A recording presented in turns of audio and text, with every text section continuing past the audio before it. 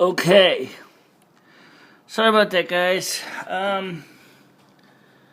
Apparently the live stream went down. Alright, it's up now. It's just,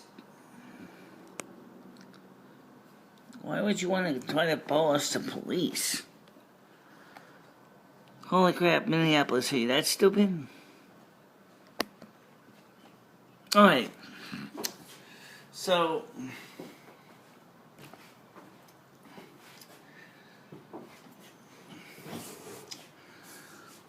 okay, so we're back. Yeah, so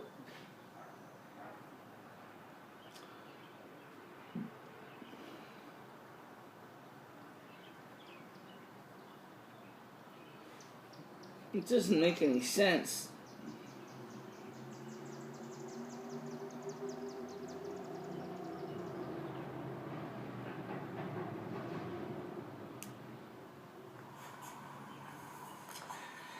Hi, guys.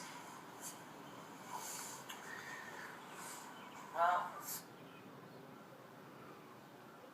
so anyway, I actually did the video, and I started the video, and then for some reason the video got dropped. I'm not sure why.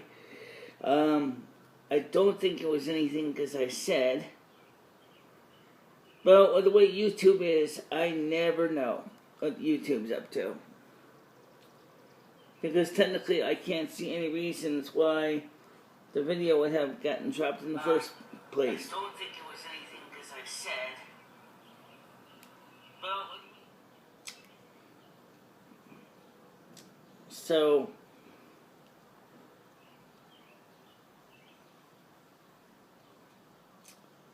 where's my comments? Oh, I gotta turn them on. Right there. Yeah, thanks. I don't know when the video itself wanted to cut out, but it's just kind of weird. That's kind of weird. So, like I said before the break, the city of Minneapolis wants to abolish the police department. And as I said, that's going to be a disaster. Because of obvious reasons. You get rid of your police department, that means that you're going to have to not push the issue of gun control because you're going to need, people are going to need to defend themselves and their families.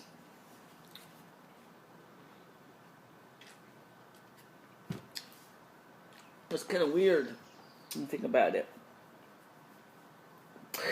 But, we'll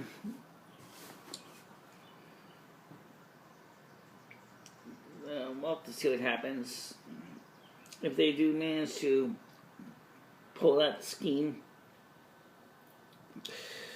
Let me share this video out with Facebook.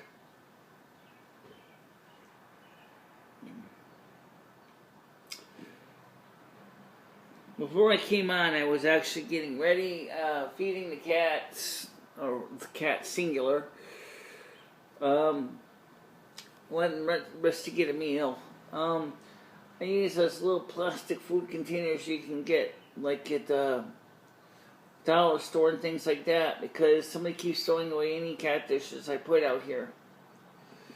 So I made sure to use the cheap, crappy ones so that his cat food dish will still be around.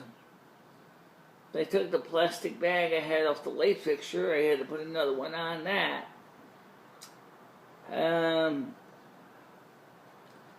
And what else?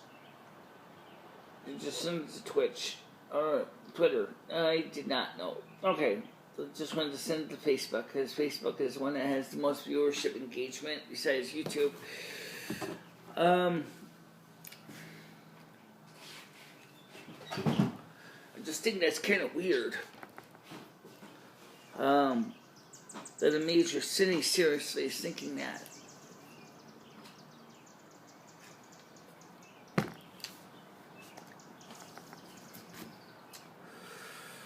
Okay, got two people back on. I apologize that the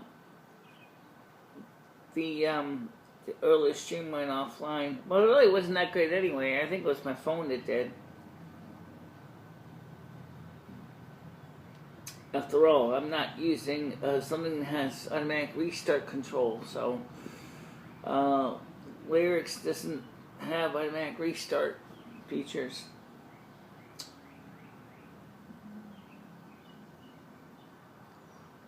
How do you know if the phone is actually charging?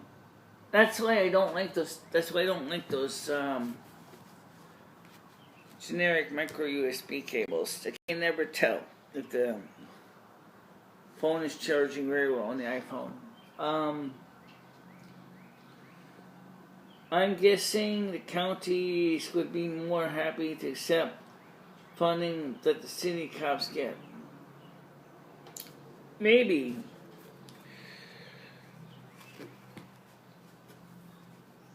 I honestly don't think it's going to work. I think if Minneapolis does manage to try to pull this, I think it wouldn't be long before they override that and repeal it.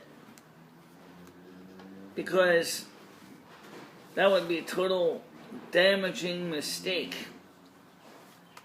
Because then there would be no one to protect the people.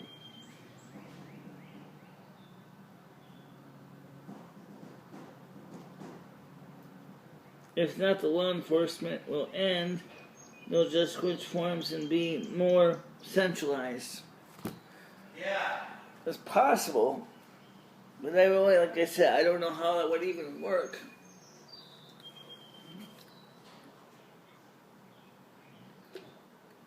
I'm just kind of think of it as an idea that the city wants to cancel and abolish the police. I've heard of something similar.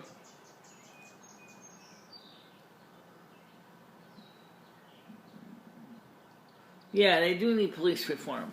Absolutely, I agree. I do agree that I think that a lot of the police departments have become extremely aggressive lately. And what was the aggressive maneuvers of the police officers had done that had started the whole situation with Rodney King and George Floyd and many other people. It's not a first-time offense. The police are repeat offenders. They have done it over and over again, being sometimes over heavy-handed, that have caused people to seriously question of their, are they really good people or are they bad people? Why are they doing what they're doing? How are they getting away with this? Things like that. It's a great question that I can't answer. That they're, I mean, I know what we do with repeat offenders. We put them back in jail. Yeah, we do need police to reinforce the law. Absolutely. But the question is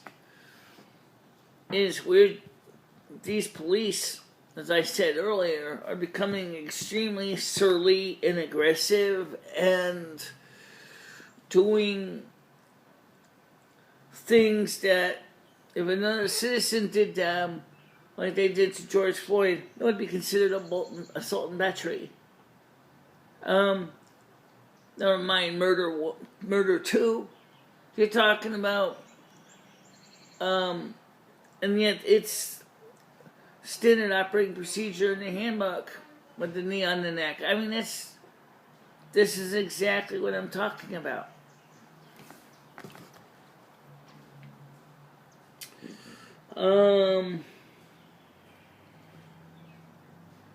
Then they lose their insurance and okay.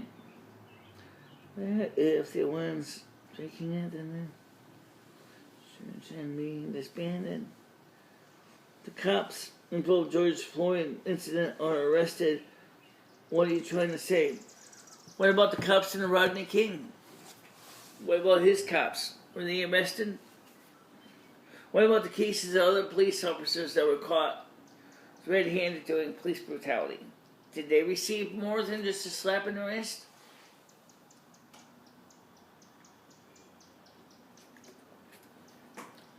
I know there's a lot of good police out there, but there's also a lot of officers that have unfortunately been known to be extremely aggressive.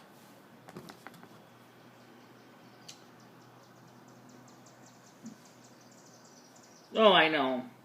Yeah, I understand that they've always been surly in Texas. Freddie Gray killers were exonerated, I think. I remember that name, but I don't know much about them. But the thing is that is part of the problem, depending on the jurisdiction, is how much can the police get away with?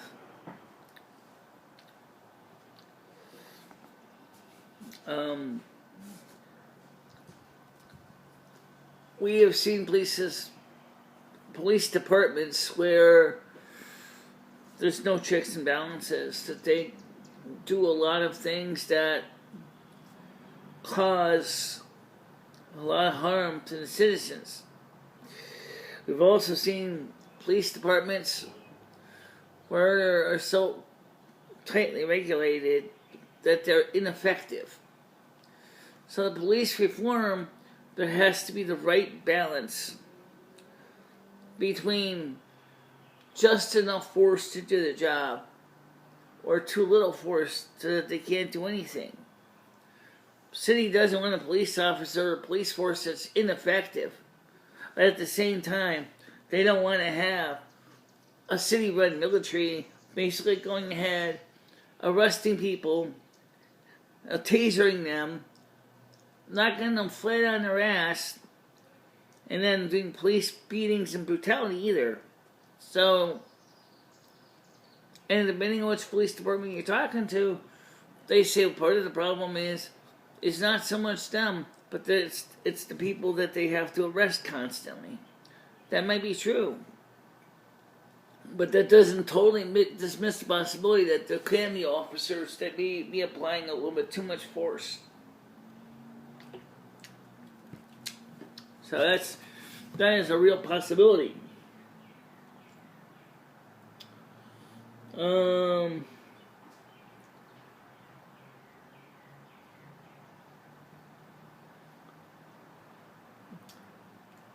Cops can use excessive force to enforce the law.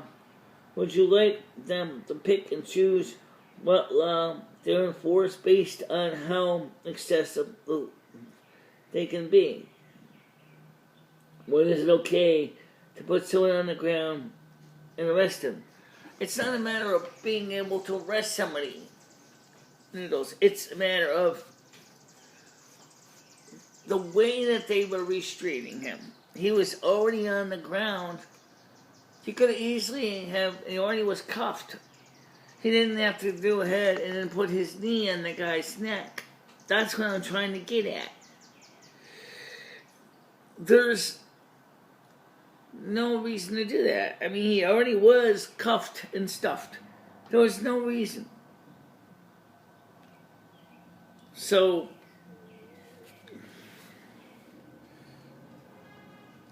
that's an issue.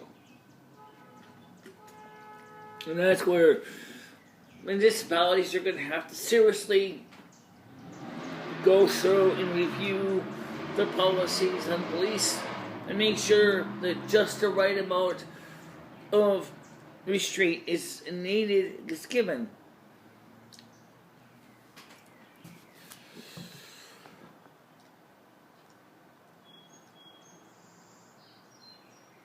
Punish no one for it.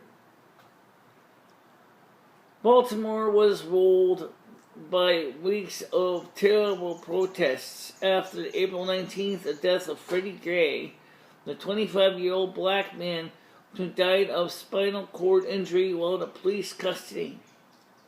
But the justice system ultimately punished no one for it. Obviously you have never met someone who doesn't want to be arrested. Should a woman be a police officer if they can't physically detain someone? Well, this is not a woman we're talking about here. This is a guy. This is a man police officer. It's just the knee and the neck thing is where I have serious questions about. In Seattle, police officer removed the other officer's knee from the guy's neck and put it on his back instead. I can understand your point, but you also have to understand that George Floyd said he couldn't breathe, so that should give you a clue that clearly something was being done a little bit wrong. Yeah, I know anybody would make an excuse that they can't breathe, but the thing was he already has handcuffs on him.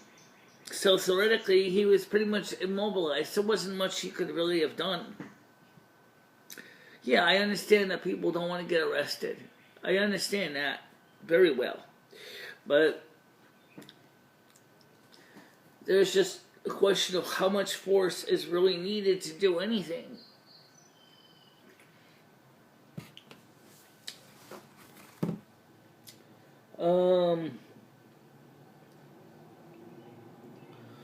Pretty agree with murder in April 2016. It's now June of 2020, and they still haven't had any major reform. Right.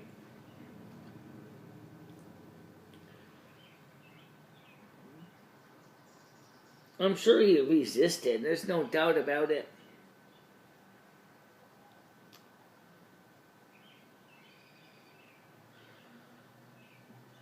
People can't breathe when they go sprayed with mace.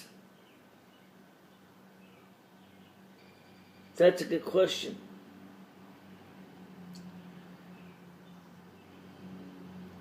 And Carrie says, being conscious is resisting. Very interesting. So, at the very least, there definitely should be, and I'm sure they're going to fully investigate into the matter, of policies and tactics. But honestly, I don't know what the long-term solution should be. Police reform.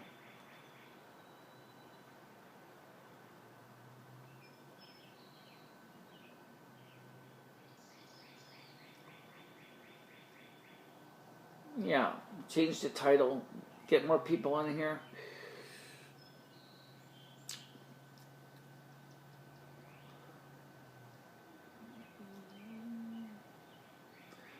Michelle, Freddie Gray was in the back of a police van.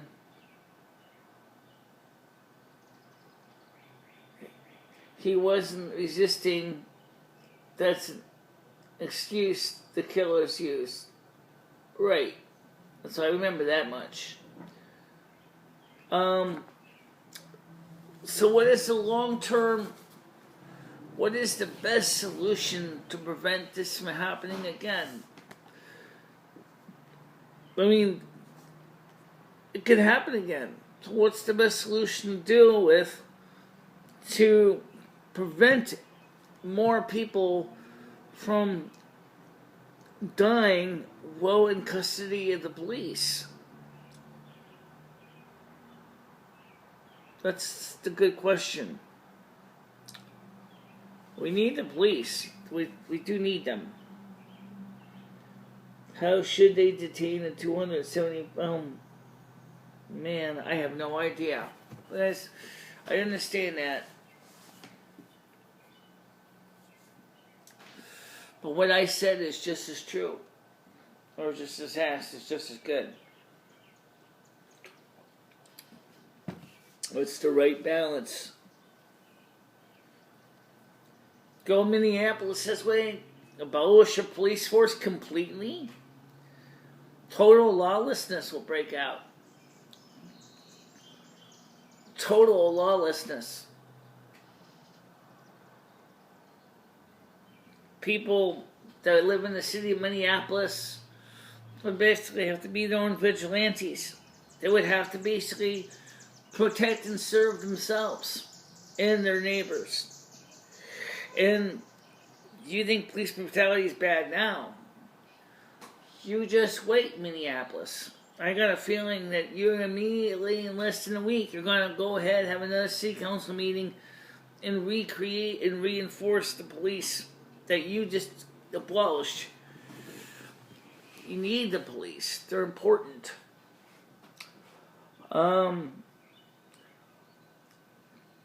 Carrie says, I love the police.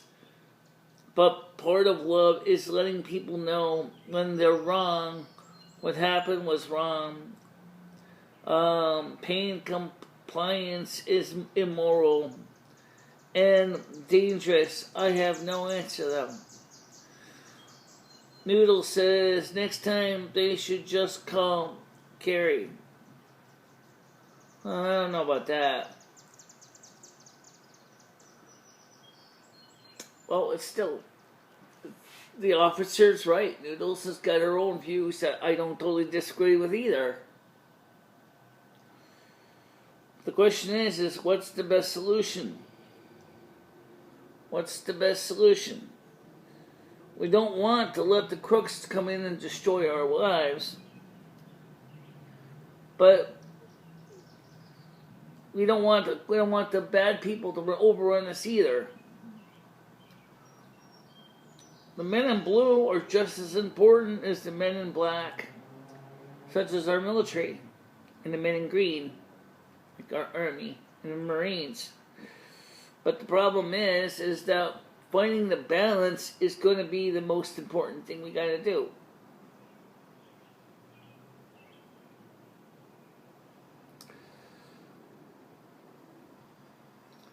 I think they should have been fixing this decades ago. I agree.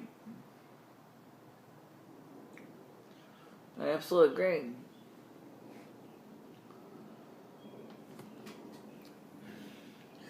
But the sad truth is they didn't.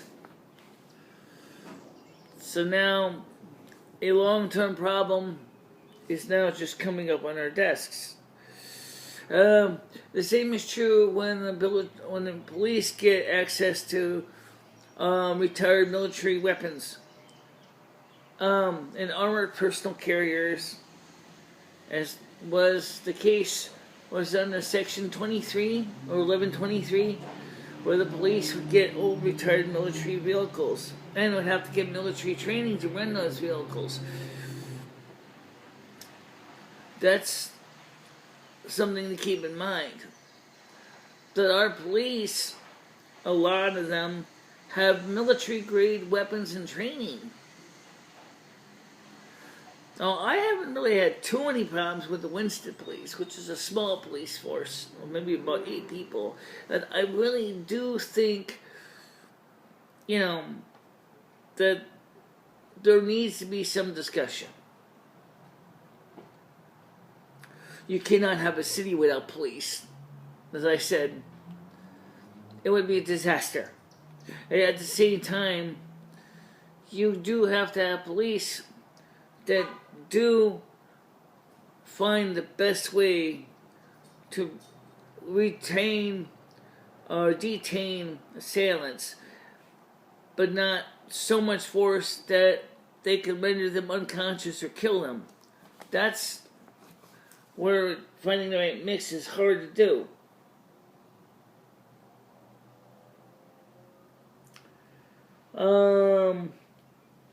A taser gun, is that what they are for?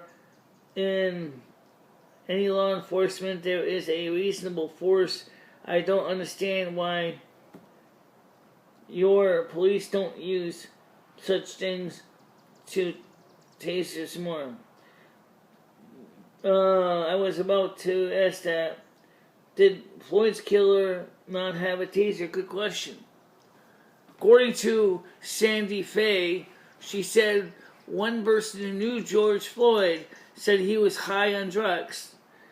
If he was high on drugs, sometimes a taser isn't going to do much good if you got a person that's high on drugs. That may be true. I don't know the person personally enough to ask them the questions I certainly would ask. But also, tasers have also been known to have their own problems too. Especially for some people who are maybe having things like pacemakers and things like that, because it can mess up the signals from the pacemakers. Again, people do have to, wonder about the safety of certain things. I'm not sure of that. This is what I'm asking. To mandate for UK cops to have tasers to detain a very large, aggressive man. Yeah. Cerebral, there you go there. Maybe we need to have it determined that every department has adequate access to non-lethal measures. Michele, I've heard that tasers sometimes malfunction. Yeah, anything can malfunction, so yes, tasers can malfunction. I mean, after all, they are not totally foolproof. Okay? As you saw the live stream a little while ago, anything can malfunction. Like, for example, my camera stopped running. Don't know why. It's like a question. Why did it? I don't know. That's running now, so just check the charge level on my phone here. Let me just make sure it's still running here. This is not a new problem. I just want to make sure.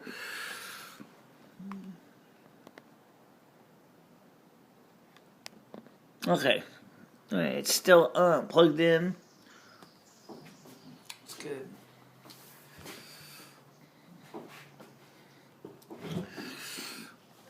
So yeah, electronics can malfunction. So taser, which is part projectile, part electronic, stun gun, can malfunction.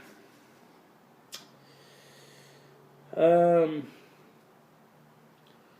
think sometimes cops are just being overly emotional or aggressive. Well, again, sometimes it's a matter of finding just the right amount of force. And since a cop goes into a case, when they're called in, they have no real information given to them from the person that called them. It's the same thing with first responders to medical emergency. I remember when I broke my kneecap in half, okay, same thing. The Winston police, which were the first responders, didn't know nothing about the injury. They had to ask me to give them the basic information what happened, and they asked the witnesses what happened. And so a police officer goes in there with no knowledge of why, in my case, why a person was on the ground wincing in pain. Well, at least getting a little bit frantic, actually, but not excessively so. But they didn't know anything with George Floyd. What was he doing there? They had no idea. So they had to be, careful, because they were going into a situation that was unknown, and unknown situations can be potentially dangerous.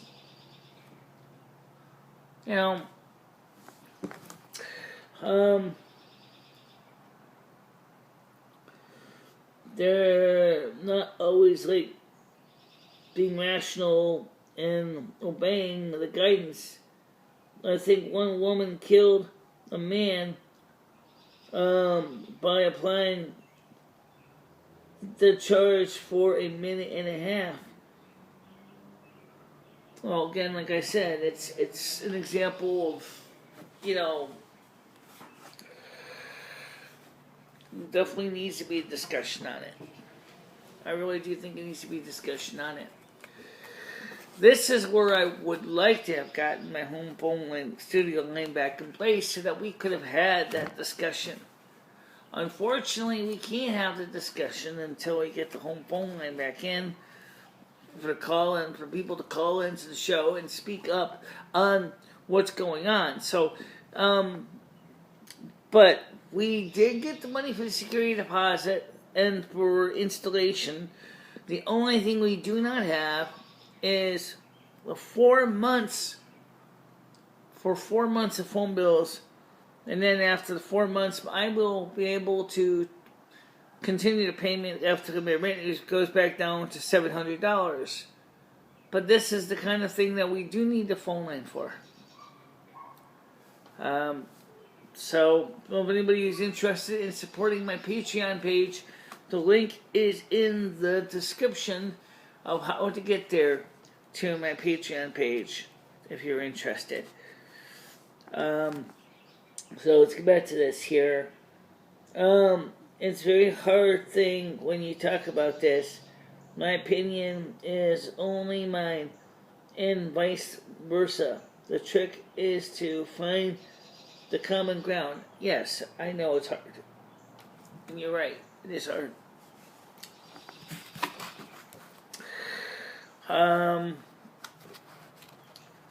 But maybe someday, when we're not looking, somebody will come up with a solution that makes practical sense.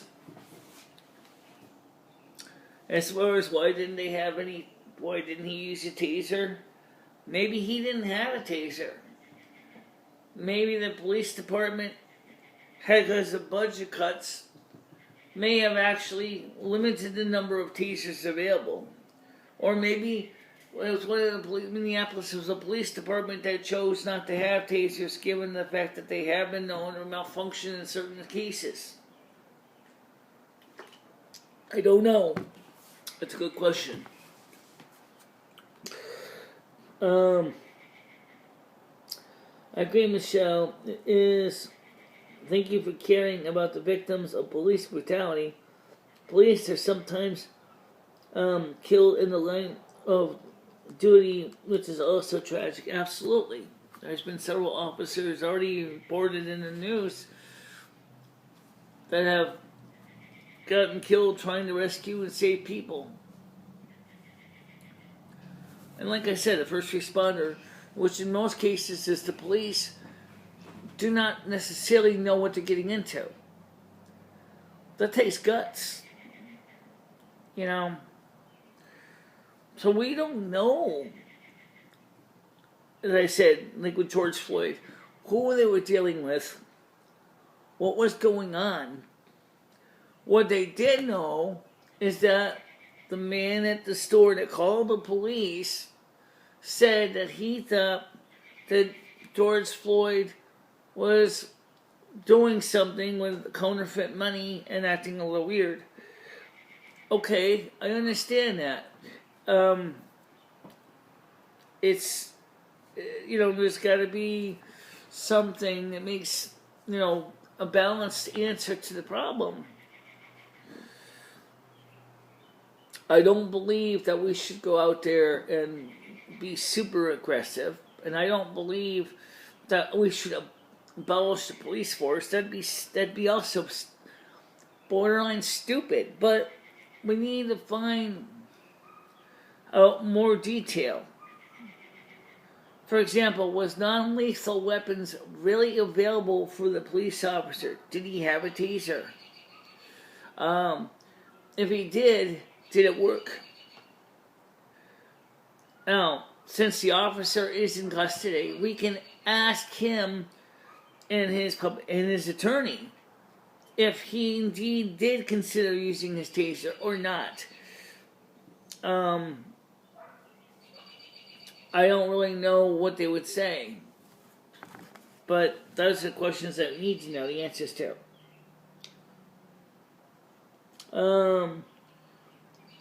Yes, I have no answers. That has no flip side from the trouble. We are inherently violent.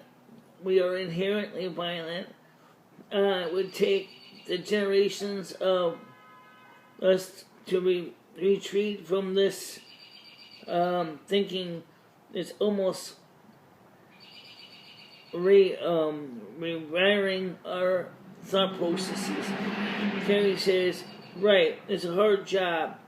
I think everyone could work together for the de-escalation of my favorite. That's one of my. What's it? Go farther back. Let's go to this. Yep. Okay. Actually, rethink the whole police situation. Yep. There's a book on how to eliminate aggression in your dog, and I'm thinking maybe the police could get the manual like that. I'm being a little facetious, but really 6 months of training is not that much. Maybe also at the same time is that the individuals, especially those that are knowingly committing crimes, cannot freak out when they're caught.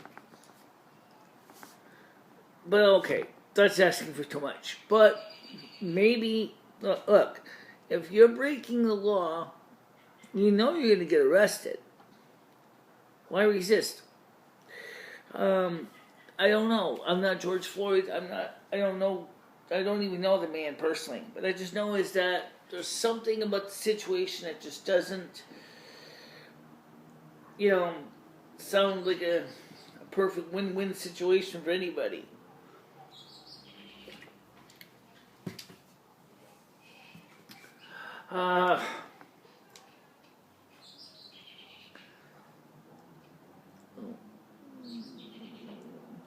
Maybe looking out the box is the way.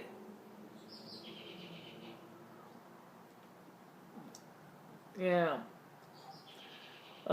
Gary says, Cerebral, I think we have our own triggers. Like mine is seeing people be abused, but I don't care if people steal. Well, that's understandable. Because things that are stolen can be replaced. Okay? Not to saying that stealing somebody's possessions doesn't necessarily create their own problems, because they do. I need to make more tea.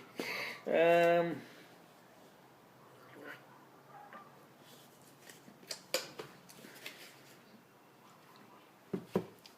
just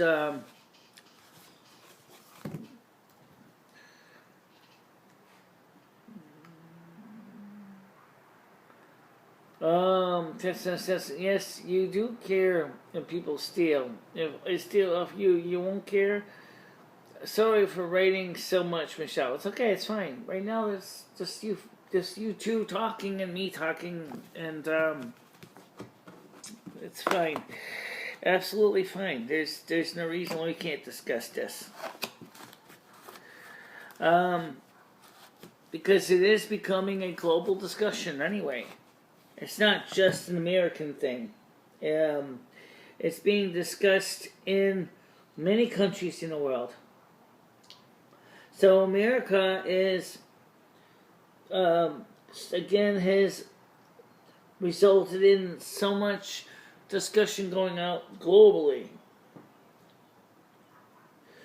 And like I said, it is potentially a very complicated thing, because we all know that we all want to have the best balance, and life is a compromise. It really is. You can't have everything, and so the question is with those huge population of people in the world, maybe a couple people can get together and come up with the right balance to solve the problem. I can tell you right now that I certainly don't have any answer to it, because I don't have the police manual in my hand for Minneapolis. I can't look at the police manual right now, through the pages, and determine what the policy is the best policy to use. I'm just a citizen of a small town in Connecticut that's, well, small. Like I said, we have about 8 police officers, and so our police officers do not get into a lot of violent crime. That's saying that they haven't had to deal with drunkenness and breach of pieces. They certainly have. But I don't think that they would have been able to deal with this, or Rodney King, or Freddie Gray, or anything, because they don't normally deal with that. At least the local newspaper doesn't really talk about them having to arrest people with the kind of high-profile situation like that. But property crime can have a very strong mental effect. Have you ever had your business robbed by force? No, but I've certainly been burgled enough times. I can understand the point. Even if it isn't a robbery, a burglary can be just as frightening and just as terrifying as can home invasions. Home invasions are really frightening because, like where I live, it would not take much work for someone to walk into my house, hold me up at gunpoint, rape me, and then basically get away with it. Because my house doesn't have much security.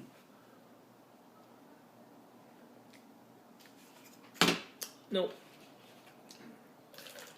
Just gonna win some of the tea bag here. Okay. So let me go ahead and make some more tea and right back, guys.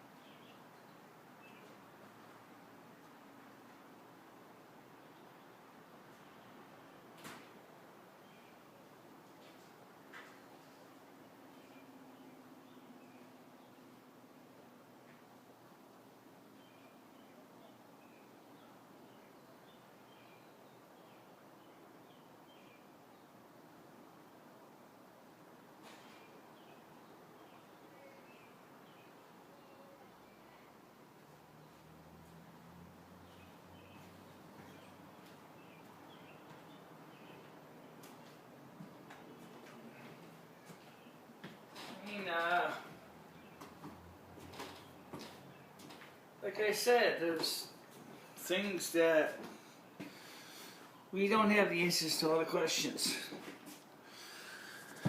Oh, alright. So let's see what I missed here.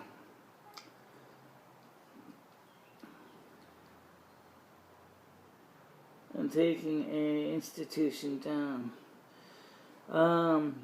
That would be terrifying. I have nightmares for years about a man who walks through a house with a gun.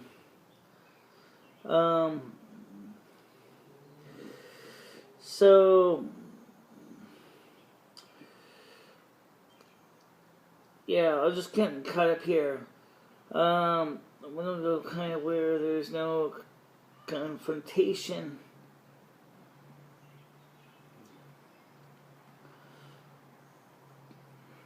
one of the more interesting crimes I've ever found is when you got white collar crime.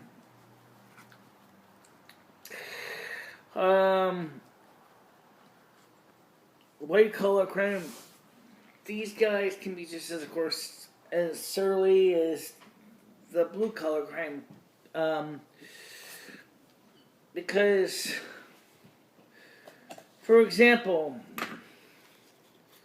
Epstein, for example, he would definitely be more of a white collar crime for the most part. I don't think that the NYPD had a hard time arresting him, but unfortunately somebody killed him in prison in Manhattan, which makes me wonder, did the police do enough to protect him from his own assailants, because he was high profile? I don't know.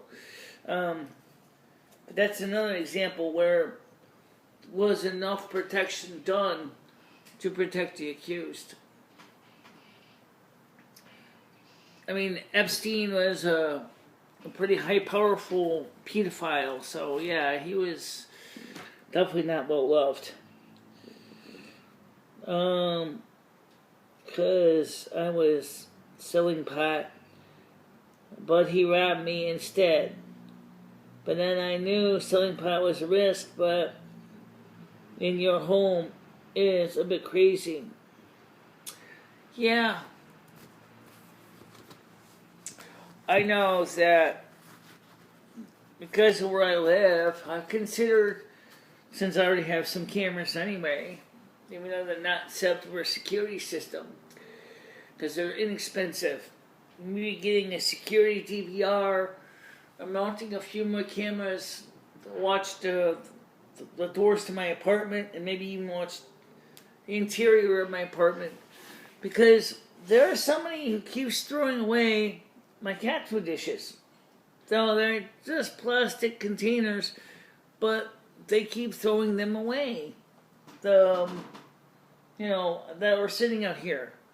And I have to constantly go in the kitchen and find a replacement butter tubs to put out for the cats to eat. They don't always put food in the cat dishes.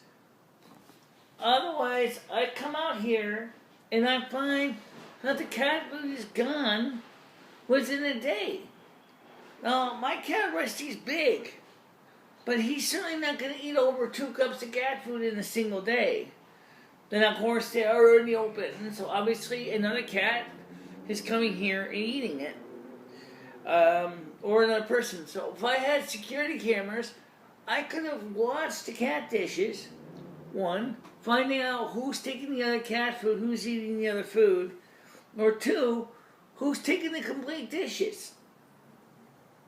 So that's a good question, where how much money should an individual have to spend on security measures? And in the poor neighborhoods, that's not exactly something that people are going to be going out there and buying security cameras, especially for rentals.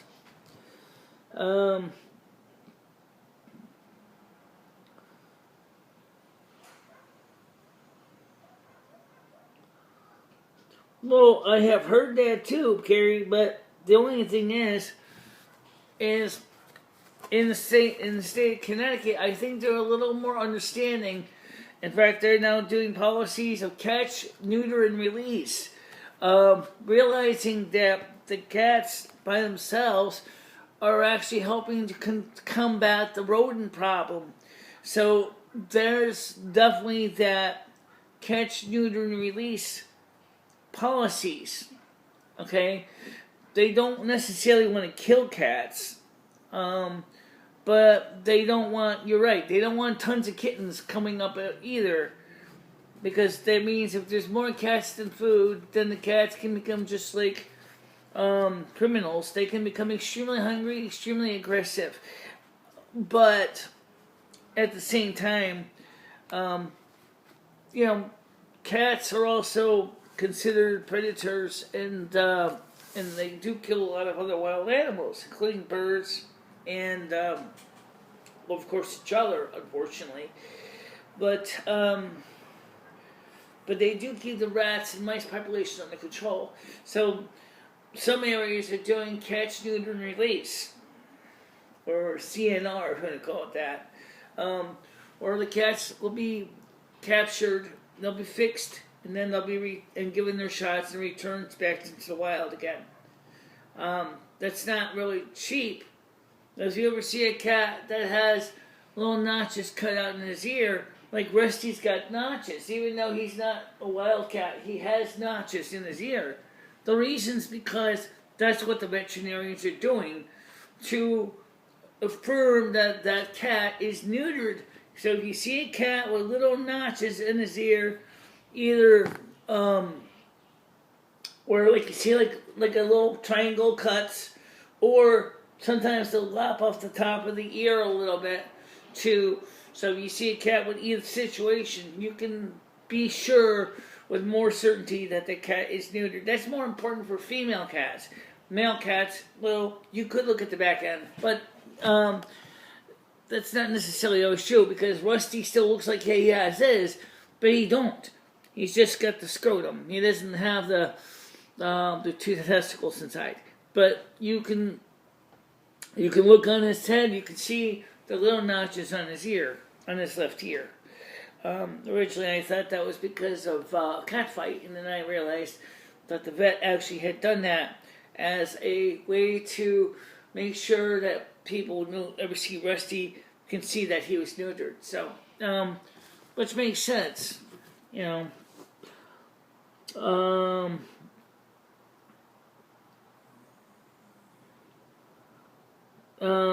Yeah.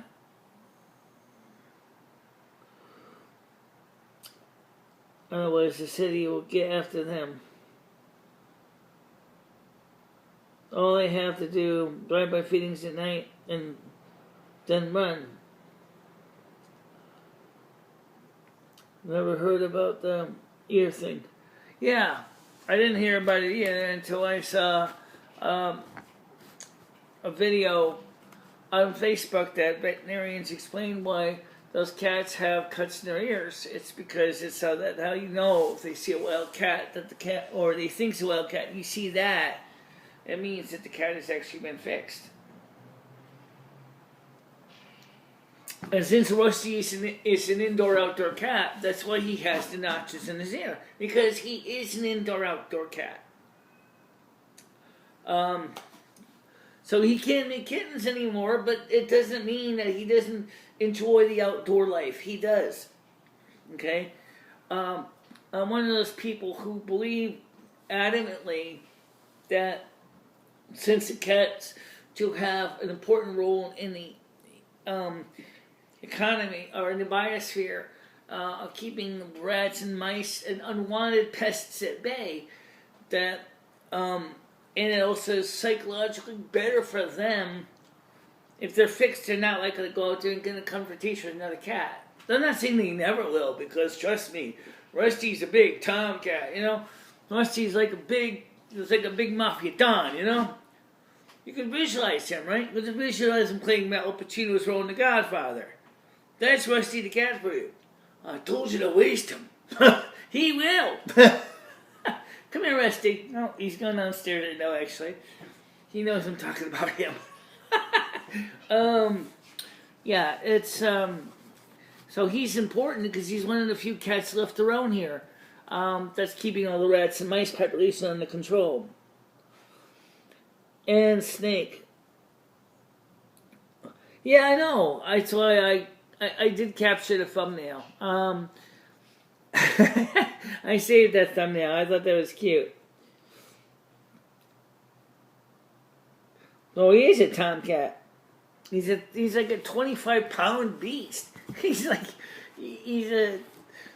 I found, by the way, some old pictures of Fame when Fame was younger and healthier, and I got a lot more pictures of Fame than I do of Rusty, but I never found Fame. They didn't do notches in ears of Fame when he was a kitten, so he doesn't have the notches in his ears.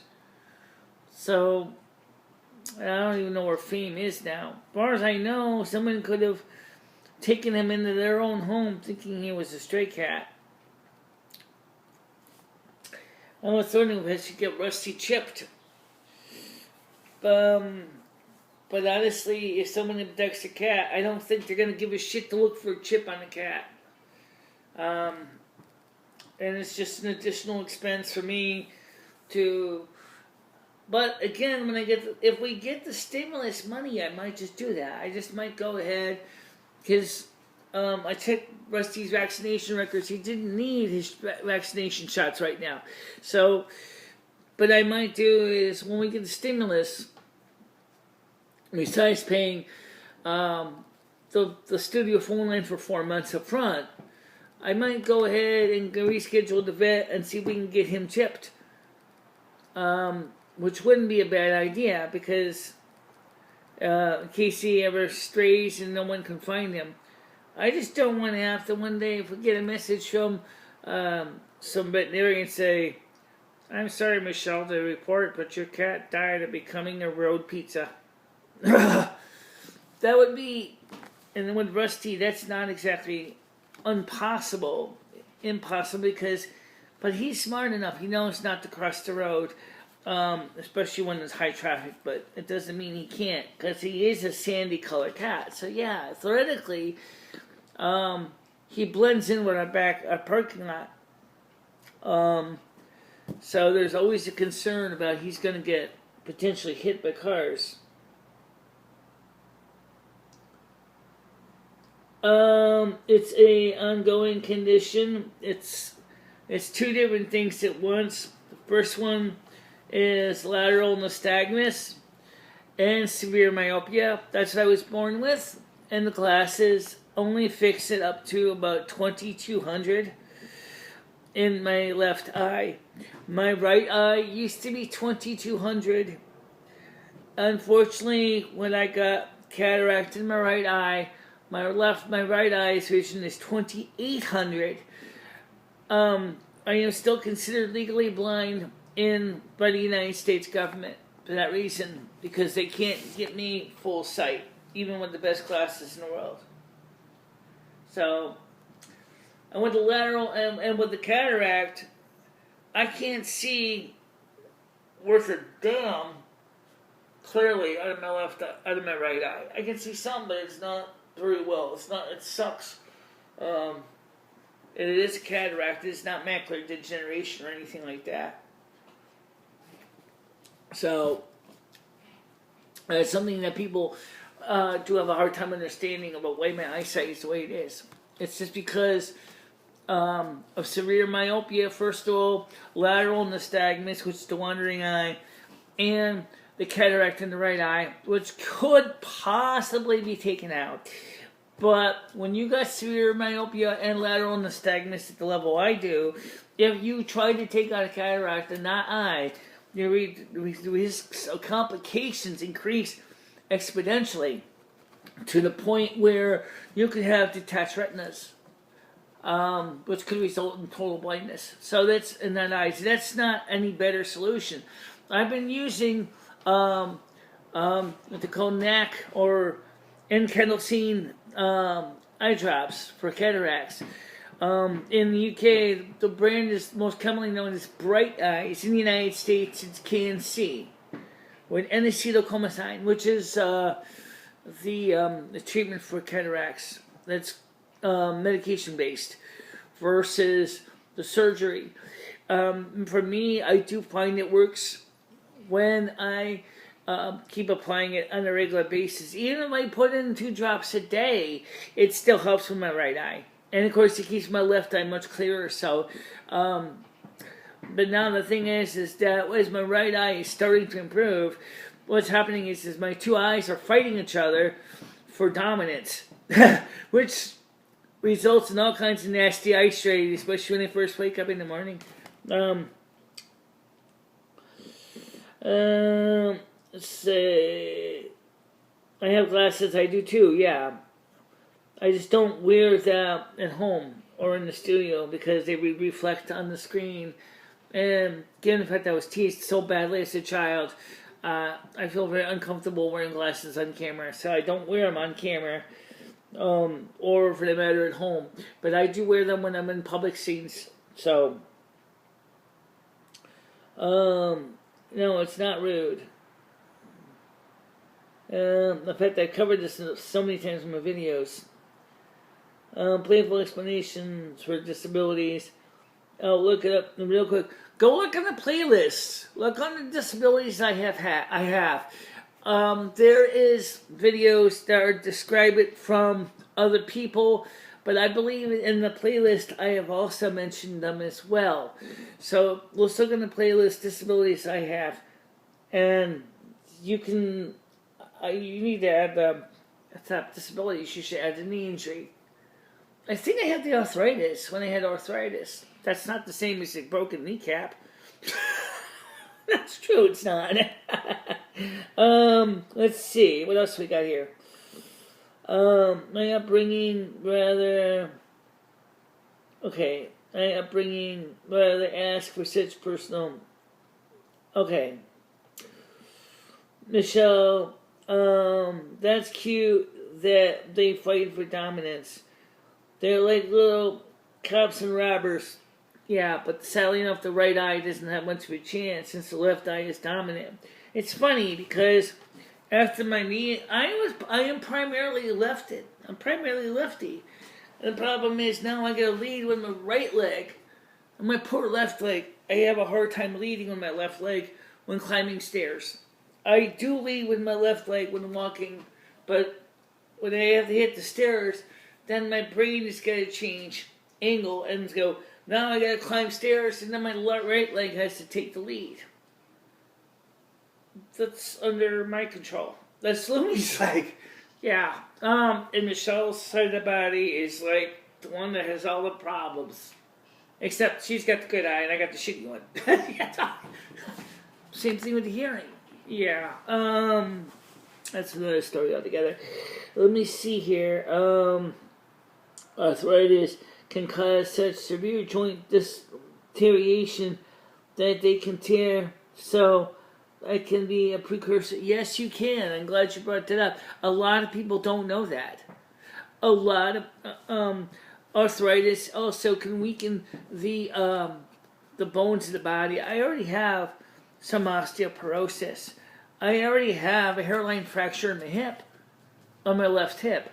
So I mean, that's kind of healed, but it's still, according to what I've heard from the doctor, it's healed, but the bone is not fused together completely. And so, if I'm not careful, just like what happened with my molar, that thing could break in half, and then I'm going to be definitely in deep shit if I'm careless. So I have to be careful when I walk or do anything that I don't break a hip or fall.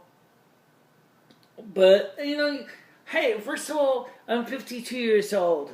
All right, first of all. Second of all, this is the longest I've ever lived in my life. Of all 33 lives, this is the longest life I have ever had. That's something to think about. Most of my age is I'm dead by 35. So I'm still kicking it. You know, maybe I'll finally have a life where I can live to be a centurion. Maybe not exactly a healthy centurion, but if I happen to be a centurion, that would be very interesting. We have women in my family that can live easily, have lived to be 100 plus. Unfortunately for me, my late aunt, Thelma, had died at 99.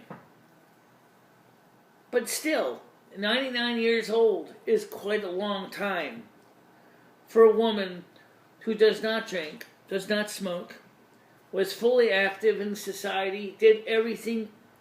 She obviously did slow down as she got older, but she was still active in the community, just like I am. So, of course, being the wife of a late businessman, my uncle, she had access to the best medical care and the best dental care, whereas I don't have access to that because I'm on a fixed income. But she, did have a lot of support in the family.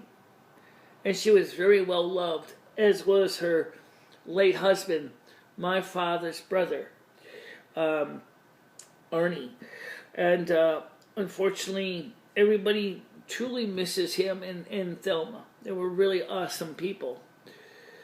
My sister, Joyce, unfortunately, was just a little younger than me. And then last November, she died of a massive heart attack. And she was only 4 years younger than me. Okay, figure that one out. Why does that work that way? I don't know. Just really, really strange how that works.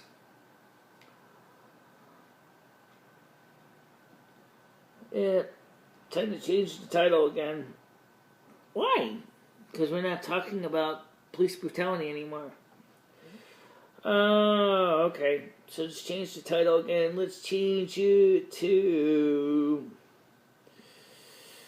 Everyday Life. Everyday Life. Everyday Life and more. And more. Everyday Life and more. Oh, that's fun. Alright. And I see I have a text message. That's a phone conversation message. Is it? Let's see. New voicemail. PayPal confirmed. Oh, okay, cool. I just got some. Let's see. Let me see this real quick, guys. I just received some assistance. Let's see. Let's this moment. You just received an invitation to apply for the PayPal Cashback MasterCard. Ah, that sucks. I don't want a MasterCard. I don't want a MasterCard. It could be good for your credit score. Yeah, but I don't want a credit card. I don't want to take on any more debt. I don't want to. No. I don't want to take any more debts on. Please, Mother God, don't give me more debts. I don't want to take on any more debts. I got enough debts in my life. Holy Toledo. I don't know why anybody would want to give me a credit card. Oh. I'm not talking to her right now. I'm not talking to Patty. No, I'm not talking to her. You can go ahead and you can sit in that mailbox as far as I'm concerned. I'm done with you for now. Because Patty is now looking for more money. Like, really? You need more money? What am I? Your ATM? Can't give you any more money. I can't. This is not possible. So, speaking of trolls, where is Casey? Where is everybody else? There's only two of us on here. Where is everybody? Writing that though, I don't see BK as a troll. He's not a troll.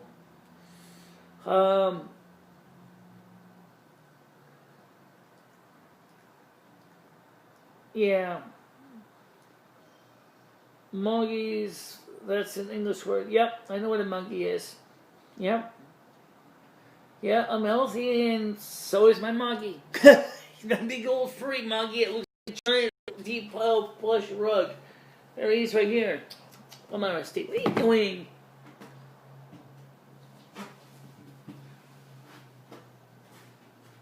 Oh. Oh.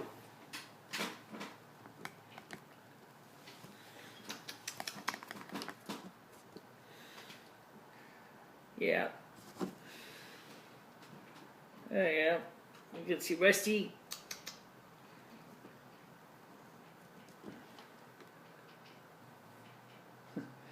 Yeah, big old cat. Big old furry thing. So, of course he sheds like a son of a beast. He's got, like I told you, he's this thick, plush fur. I mean, he's just thick. He's got a dense coat on him. Yeah, it's a big cat, all right. So I said, he is definitely like the godfather. He don't argue with this cat. Imagine before he was fixed how big. He was actually smaller before he was fixed. He is huge. Just like his caregiver. Oh, actually, he's smaller.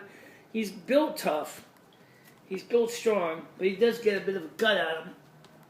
Yeah, you got a gut on you. Yeah, he's one of my. I'm proud of my kitty. I love my kitty.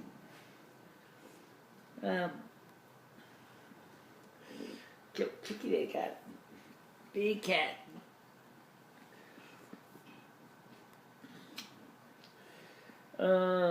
That fur, beautiful.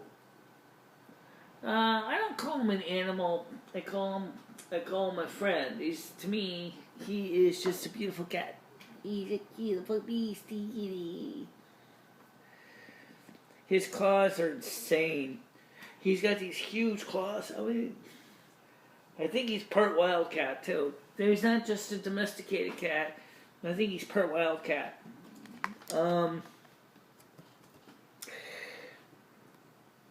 He's just a tough mescaline. And heavy. He weighs about 14 kilos or about 26 pounds. You need 2 hands to pick him up. So he's my protector.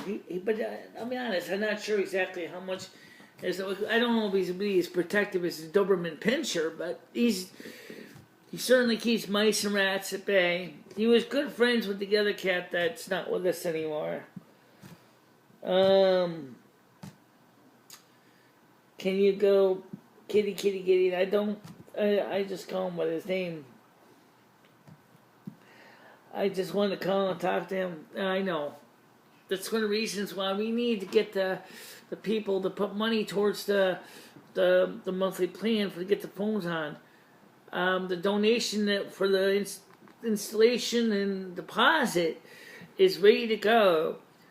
But before I sign on the dotted line with my local phone company, I want to make sure that we can get a couple of months of phone bill and Patreon first, so that we don't have to worry about having to disconnect abruptly because someone didn't pay their phone bill. So, very majestic. Yes, I like cats. My animal is, and that is what it is. But yes, my cat was my family. So was my dog, and I had trouble with cats. I've had trouble with pets. They go sad. Yeah, I understand. My totem animal is a white Siberian tiger, and also the house cat, like Rusty, the tabby cat. So, of course, I can't have a white Siberian tiger in my apartment, but I certainly can have a house cat.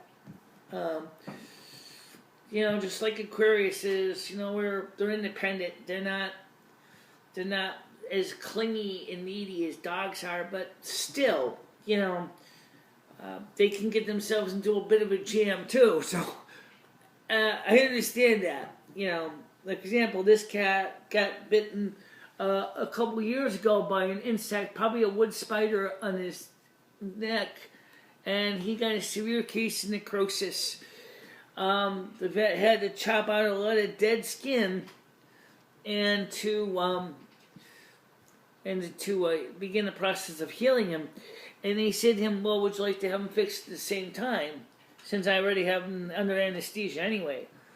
And I said, yeah, you might as well, because he said I can do it for free since I've already got him knocked out. So he fixed Rusty. But then I wondered if something went wrong with his thyroid, because where the necrosis was, if his thyroid could have been damaged. But not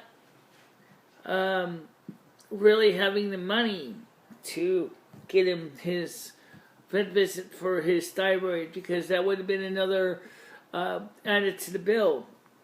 I ended up having to forego it, but I really kind of would like to wonder if he has a thyroid issue too. But because I have a thyroid problem too, I have an underactive thyroid myself, and I'm taking a thyroid hormone for it. But I don't know about my cat. Yeah, a white Siberian tiger. It's on my wallpaper on my Macs. You can see the white Siberian tiger. Well, right now the computer shows that your phone, the battery's running down. Yeah, alright, so I'm going to steal a little bit of power out of my iOS phone charger for a bit. Charge this one up, since we're still talking. But, well, let's just go grab the other charger in the other room and then bring it on out here and then plug it back into the phone, so you can keep it charged. All right, I'll do that. I gotta get the 30-pin cable, and I'll charge.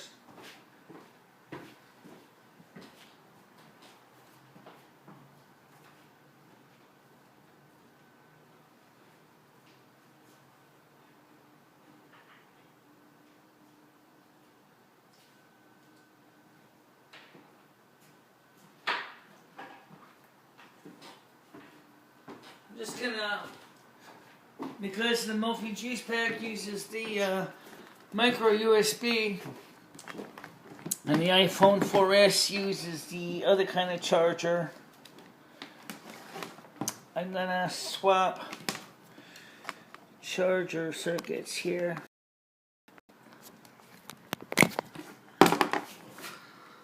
And plug this charger in here. Okay. Okay. So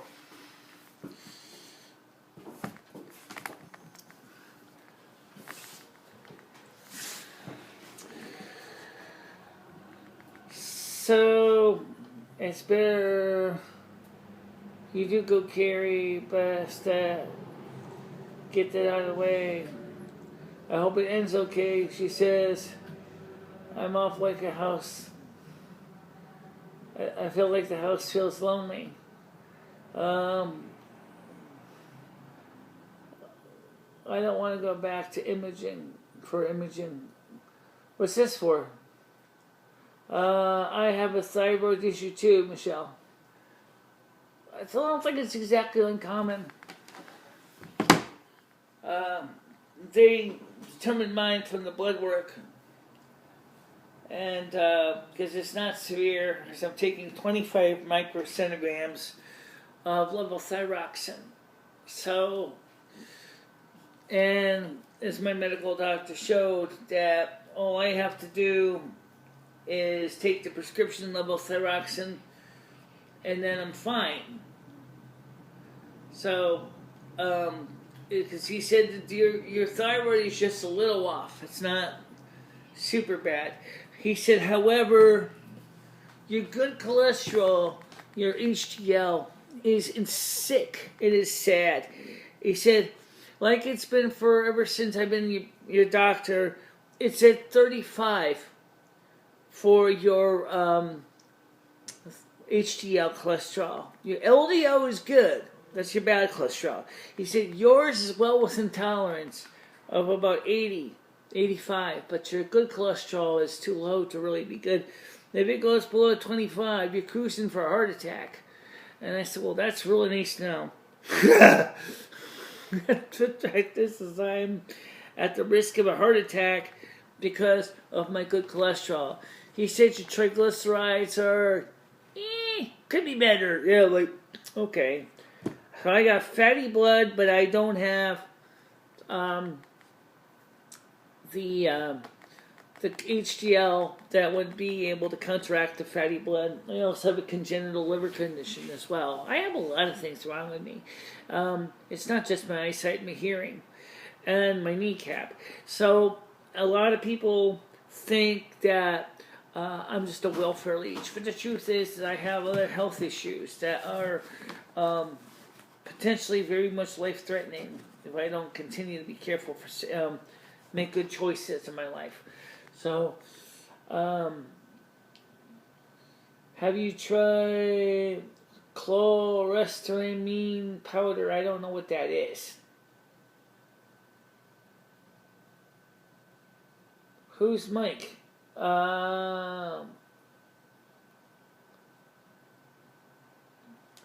Thank you for coming.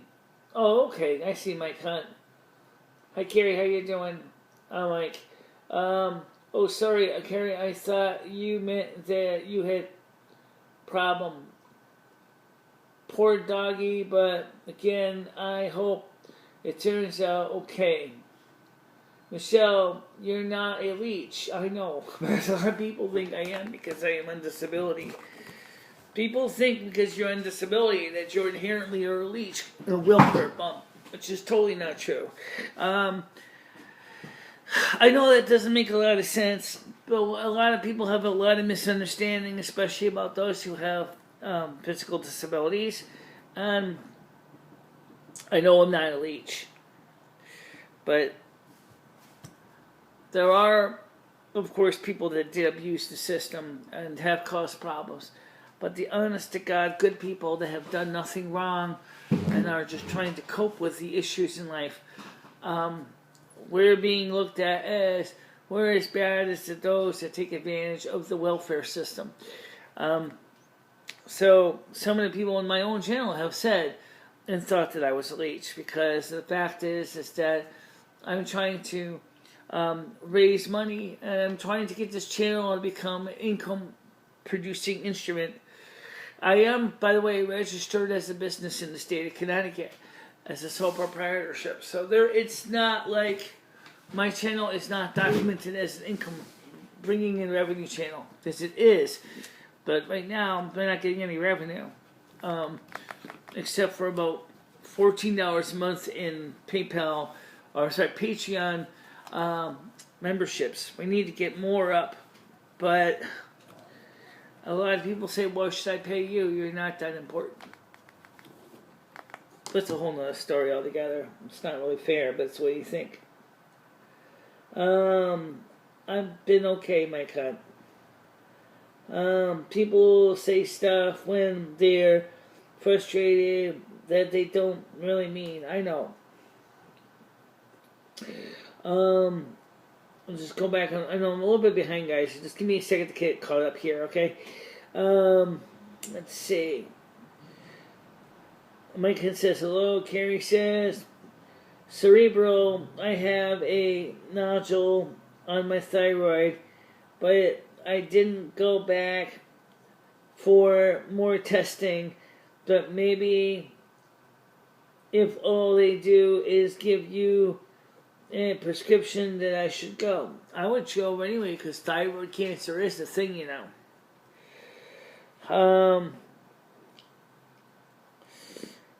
Carrie says, Mike Hunt is the chat and saying hello to you. Yeah, I just see that. Sorry, Mike, I didn't see you right away.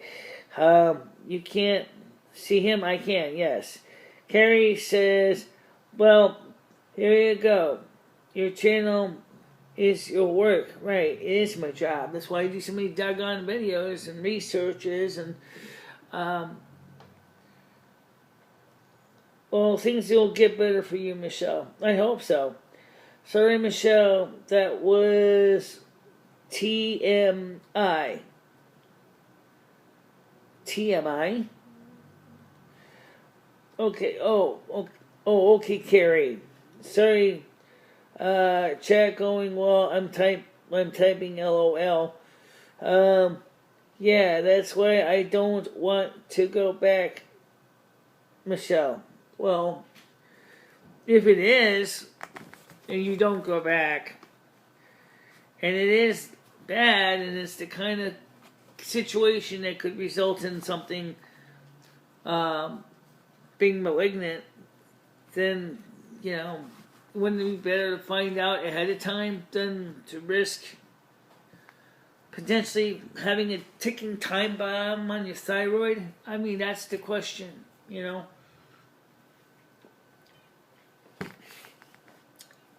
By the way, I found out approximately how much it would cost to fix this kneecap. It's scary as hell. You're talking about $50,000 just for the surgery to replace the broken kneecap, fix the ruptured tendon, and not including the possibly 8 months to a year in an assisted living facility for recuperation. That is ridiculous. That assisted facility is going to cost about $100,000, and you're talking about $150,000 just to fix the broken kneecap. Just to get these teeth fixed, which is different. I'll throw it in anyway. Each tooth, the dentist said, there's two of them. But the third here, it kind of has to be taken out in order to put an implant in, or get a bridge. Yeah, it's going to cost $3,200 for the parts, not including the labor. I don't really know where I would ever get the money to do that, considering that my channel doesn't even bring more than maybe, at this point, maybe no more than $30 a month. I haven't had to pay taxes yet because I don't make enough money or enough revenue to be taxed on it. Which makes it harder for me. So, let's see. I was going to ask, does USA cost money for the hospital? Yes, it does. How do you get around that? If you do have issues and you can't afford it, do you have any assistance from the government? Very limited. Very limited assistance. I'll keep it simple. We do not have the equivalent of the Health and Human Services like the NH and National Health System like the UK has. It's one of the reasons why I'm considering why would like to move to the UK. And because unfortunately in the United States, healthcare is a privilege and not a right. You gotta pay for it yourself. And that's great if you got a top tier insurance company, but if you don't, you live like a pauper. Which is sad. And in my case, since I love the UK anyway, I am considering of seeing if I could apply, which would kind of cost me a lot of money, mind you, but maybe I can. Maybe I can apply to get a visa, a working visa in the UK, and maybe find a job I can do. And then for the necessary requirement to meet residency, then I can get my support from the NHS. Well, I can still continue to receive Social Security Disability in the United States until I go for my British citizenship, which I believe is still 3 years. The reason why I haven't done it at this point is money, or the lack of it. But obviously now we got COVID-19 lockdowns, so I don't think it would be any better to go to the UK right now. But maybe after the Brexit issues from the leaving of January 31st are all sorted out, I might consider going to the UK. But I'm going to definitely need help to get the financial resources to apply for the proper paperwork from the Home Office to go to the UK. Because after all, I am the North American Snow Queen as well as the North American Snow Queen of the United Kingdom, Ireland. So, I can now live in either domain and I still don't have to abdicate my throne. So, that's the reason why I'm interested in that. Going to the UK. because I can still keep my role and I can still do great things for the U.S. and in the U.K. No wonder you get you so angry. Absolutely. Hey, Carrie, hope you're well. Cerebro says your government have took govern to a new level. Oh, the United States has always been like that. You guys, as far as I know, are getting stimulus payments, as is Europe. Whereas the United States, we're fighting tooth and nail to get any stimulus payments. I know it has its problems. No country is a panacea. No country is a panacea. It doesn't matter where you go. The problems follow you. And I do know the National Health Service is dealing with issues in the budgets. I know that the different members of Parliament in Westminster have done some pretty strange stuff with the WPA and people on entitlement programs. And for those on disabilities, a lot of people are finding their benefits cut or canceled outright, which unfortunately for severe disabilities can be really, really devastating to that family and to the individuals. There's similar concerns. It's going to happen here in the United States with the Social Security disability programs. My ex-girlfriend, for lack of a better word, is one of them keep telling me that they're going to eventually cut all the Social Security disability recipients for disabled people to save money. I don't really know how feasible that would be to do that. We've already saw what happened into what the Workers' Pensions Administration in the UK has done. How many people with disability have committed suicide because of their lack of ability to pay for their housing, which is expensive as hell. Even if you live in one of the, what do you call there, those estates there, even if you live in one of those low-income estates, which are potentially a dangerous place to live, you're still, even if you have prepaid gas and electric, heaven forbid, you're still going to be forking out a lot of pounds just to provide for your basic needs. The UK has a lot of good things, like this good mass transit, which we don't have in Connecticut.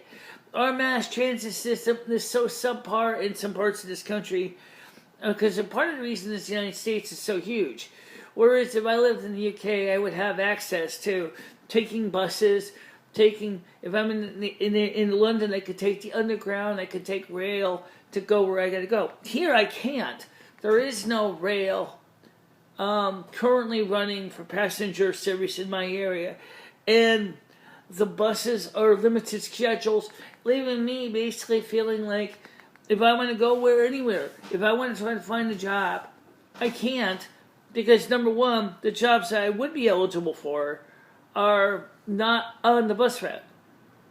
Or they're going to cost me more money to get there, and I can only work for a certain number of hours a week because of the bus schedule.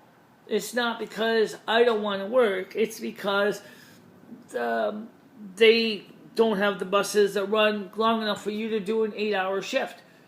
So you're screwed. That's one of the reasons why I started the YouTube channel is to make some income and make a living so that I could actually do work at home. Now, this is prior to COVID-19. With COVID-19, more companies are hiring work-at-home employees. Amazon is one of those companies. U-Haul is doing customer service work from home. I could do Amazon, and I probably could do U-Haul.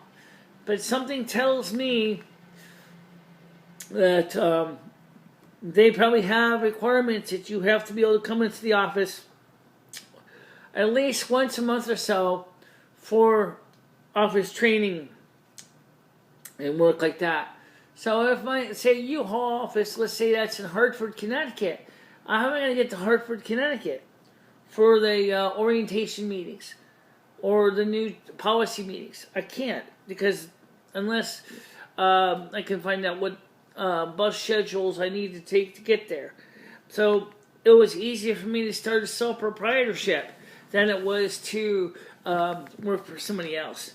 But that also adds to the level of any sole proprietorship is that, you know, you're living by the seat of your pants. It's not like your corporate job where you know that your employer has got stockholders and that they're selling stocks and paying out dividends.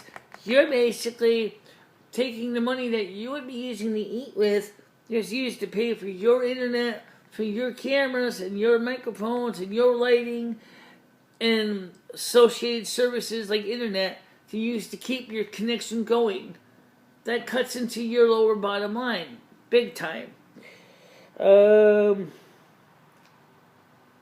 we're talking this, and I need to pet her for a bit, but I'm listening if you need help. And let's see what this central assistant says. I love the United States. Love you guys. Honestly, I am not talking liking what I see. And I hate to bash on the country, but it's crazy. Or the start of something big, some change. After all, this is a first. Well, you know, one thing I like about the UK, and one of the things I love about the UK, is the history of the UK. Okay, I love the medieval history that exists in your country, the castles, and the ancient buildings. I also love your electrical outlets.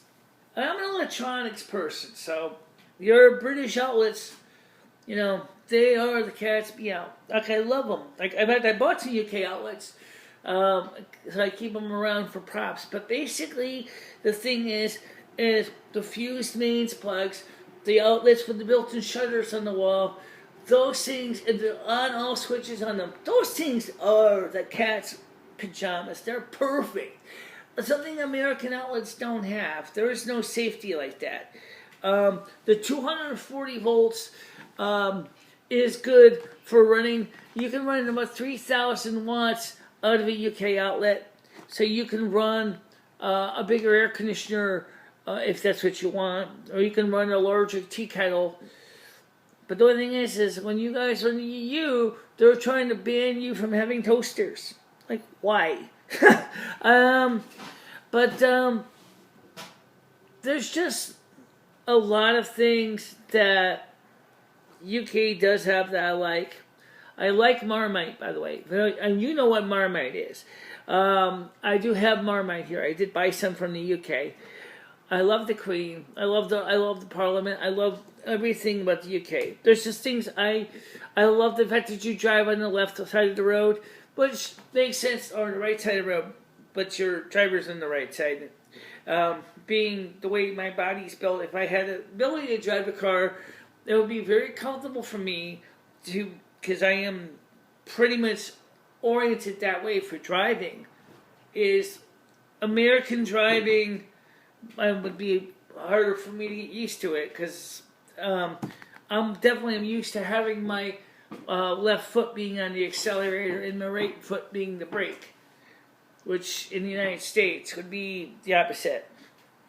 So there are things about the UK that just absolutely are totally awesome to me.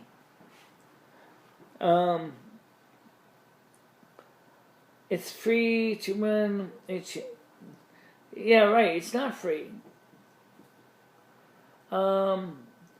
Honestly, and that's something else too. People keep thinking that YouTube channels are free.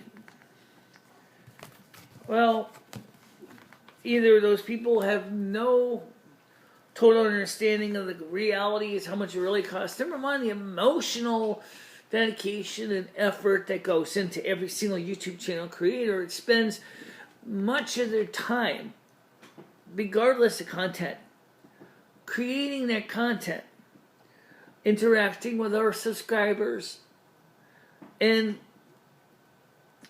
trying to make our content better, even me. Now, when you're on a fixed income, okay, as far as YouTube goes, you can't upgrade as fast. And if you're a small fried channel like mine is, you don't have the sponsorships and the patronage, so you can go ahead and totally depend on your income sources to help upgrade your channel. So it adds up. And what had happened in my channel in the past was there was a group of people who had done everything they could to totally defame my channel, discredit my work. It caused some severe emotional trauma. Now I'm beginning to get back on my feet emotionally and literally because of my knee. And I'm working my way back to health on both the physical and the mental level. So yeah, it's definitely is a lot of things that were going on in the past. If you go back and look at the videos from 2017, I can certainly pull a few of the early ones up for you if you really want to see it. But the point is, there's was just a lot of emotional abuse that had occurred. Caused me to cry. It caused me to feel extremely unwelcome, like I wasn't doing good enough. Almost to the point of suicide at one point because of what was going on. But I'm trying to, thanks to the help to several people here on my channel, I'm beginning the process of recovery and getting back to doing the things that I love. And that's important to know. And Bloated Kiki is the one that has helped me find more supportive people to help my channel grow. And that's an important thing. Let's see, what do we got here? Let's see. Two more good points. Yep.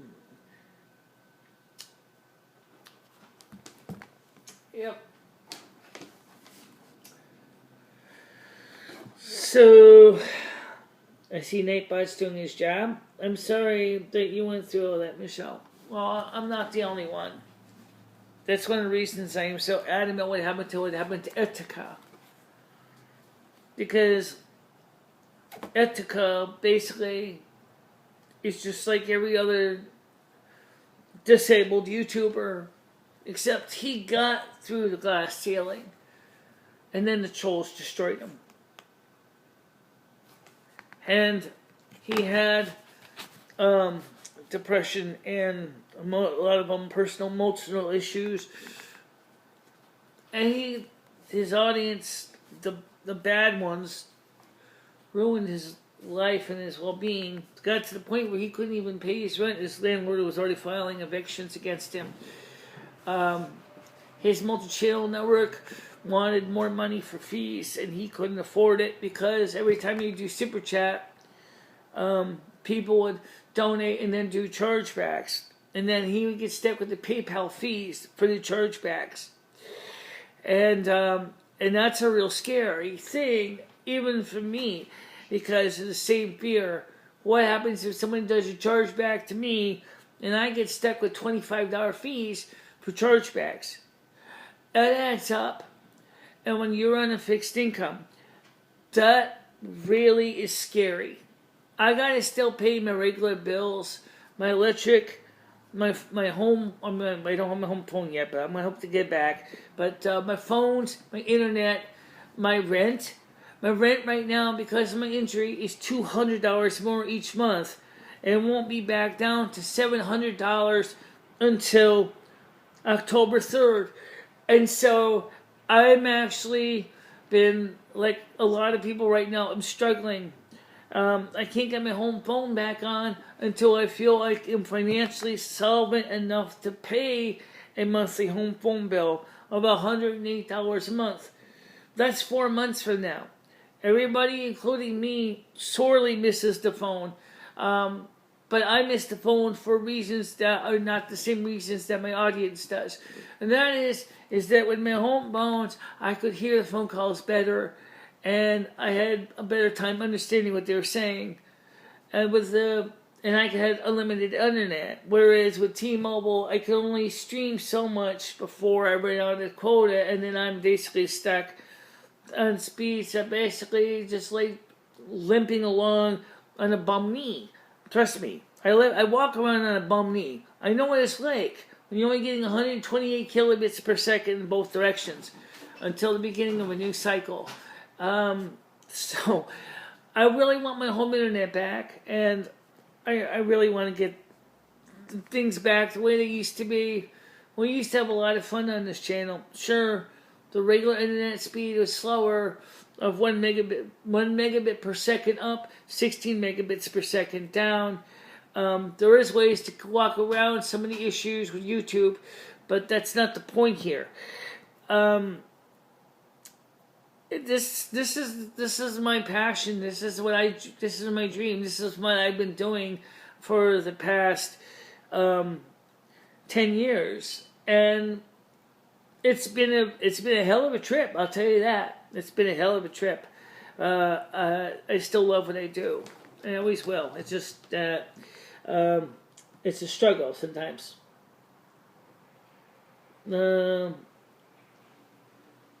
It says here, I'm going to just go back a few messages here. He says, I'm sorry you went through all that, Michelle. I'm really glad BK is helping you. Yes, so am I. Cerebral Assassin says, this is the age of social media. If people want to use it for assistance who are in real need, I don't see an issue with you using it for help. Thank you. Cerebral Assassin says, I'm 50 and I lived without it for half of my life, but I see the use it has and the power it has. I remember a scene from a TV show called Northern Exposure.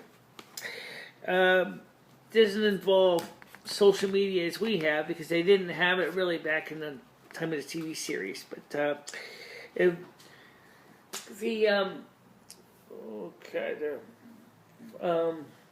DJ there, I keep forgetting his name now. Okay, he played Pencil Neck Geek on K-Bear. Okay, now it's a song by Rick Blassie that makes fun of people that have disabilities. Well, in the story, a young man who had autism heard a song on the radio and took his life. Morris Minefeld, the owner of K-Bear, was extremely upset, of course, and he told Chris in the morning. That's who it was, Chris. And Chris and his brother, I think his brother Gennard, were discussing it. He says, you don't realize just how dangerous it is to have access to a microphone, and how your words and your actions can affect the lives of somebody who's just listening, or in my case, listening and watching you, and how much it's a powerful tool, and if you don't know what you're doing, somebody could get hurt. That's absolutely true. And I think that people need to remember that. You know, there are things called social influencers, most of the time, which don't try to cause harm, but there are also social influencers who inadvertently do cause harm, and sometimes it leaves them totally stumped for the amount of damage they've done, and they're like, well, gee, I didn't mean to do that. You know, like in the case of Chris in the morning, he said, I didn't mean for a young man to kill himself. I didn't even know who the young man was. He was just a listener of our show. Now, Northern Exposure is a fictitious show. It's fiction. It's not a real show. However, we have seen real life examples of the same thing of happening, and it's sad. Okay?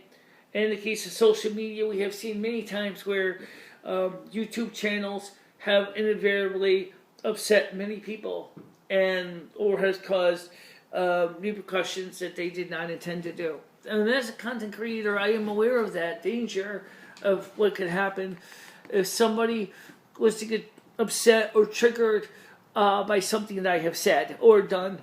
And I do my best not to go there.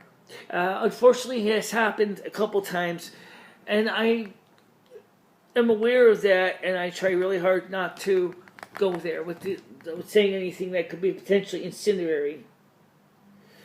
So let me flip up here so we get caught up here. Let's see. It says, Carrie says, Cerebral, I agree, you're very kind. Karen says, Cerebral, there's a lot of disabled, elderly, and shut-ins who used to live a completely isolated life before it. Absolutely. I would be one of them. Without my social media, what would I be doing right now? Besides getting senile dementia, Alzheimer's, brain rot. A lot of us don't have a lot of social interaction. It says, I have no need to be nasty to this woman. She's done nothing to anybody. I know what people are like because I am people. Yeah, I understand that. Carrie, yes, that is a great thing. Carrie says, I remember when Meals on Wheels for shut-ins was the only contact a lot of people in the rural areas of Texas lived in had. Understandable. It's the same true. Winston's just a small little rural town. They're not that big. We're lucky we have the soup kitchen. But right now, the soup kitchen is not open on a regular basis for eating and dining, and so a lot of us are sitting in our homes, and it's causing severe mental depression for many people, all over the world, not just in America. I agree. It is so nice when people have friends and support, even just a listening ear. Hi, Jerry. How you doing? 100% Carrie. Carrie Contrary says, hi, Jerry. Thank you for coming. Cerebral Assassin says hello. And yeah, we had it over here. Yeah, I know. So the thing is that the majority of the people, are struggling right now because Connecticut is partially still in phase 1 of reopening, and the soup kitchen is going to be reopening either in phase 2 or phase 3. But some of the rioting that is going on has nothing to do with George Floyd. Okay? It's because people are frustrated with what's going on, what the government has done, and did not properly consider the needs that people need to emotionally get back together and have that emotional support. And that makes it harder for everybody. And it's really is scary. It really is scary.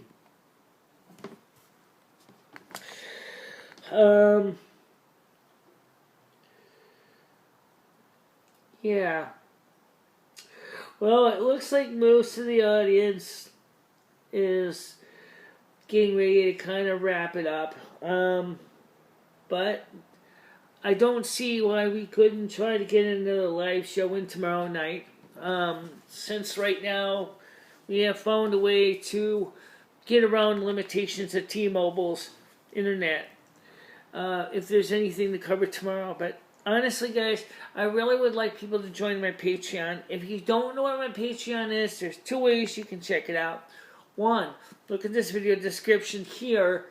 That is one place. You'll see my PayPal and Patreon page. Also, you can go to my About section on my page, and you'll see the Patreon and PayPal links as well. Or I can at least give you some of them here and type them in. Although it takes me a while to type them in. Just give me a second here. We'll start with the Patreon first. It's patreon.com/BICHELA. So just make sure I got that right here. Yep. Okay. And the PayPal is the same. It's just a different domain. It is www.paypal.me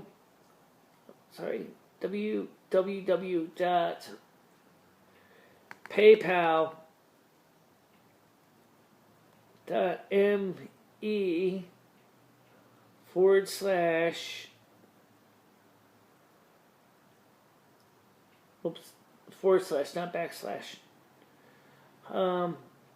Sorry about that.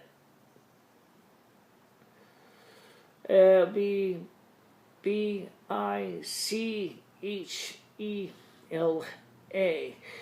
So www.paypal.me /BICHELA.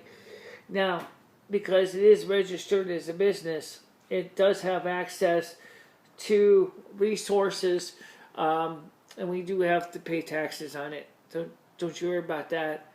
This is a sole proprietorship. But everybody now who's still watching this, which is pretty much everybody's getting ready to go to bed, I'll see you guys tomorrow. We'll see if we can try to have a show tomorrow morning or afternoon. Let's do evenings again. I like the nights better. The nights are better for me. But if it gets too cold, we will have to do them in the studio. But right now the weather's good, and I'd rather be out here and having a good time. So for now, guys, I'm going to see you soon.